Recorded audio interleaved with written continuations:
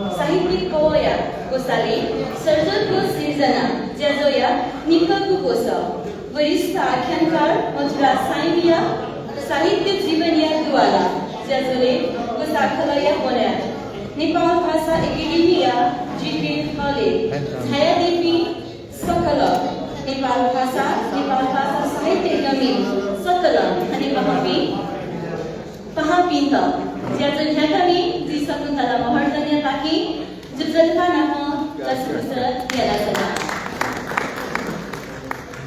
नेपाल भाषा व नेपाल भाषाया साहित्य संरक्षण व प्रवर्धन याको आजतया इसँग संस्था नेपाल भाषा एकाडेमी नेपाल भाषा साहित्य नाम संस्कृति सम्बन्धी तिथि अनुसन्धात्मक कृति प्रकाशन याको याका हपा बिगो मु आजु तया ध्यानाचको नेपाल भाषाया संस्था नेपाल भाषा एकाडेमी नेपाल भाषा एकाडेमी नाम वैको नाख वाङ्मय रुस सत्यमोहन जोशी वेका थोंचिको दपी मडो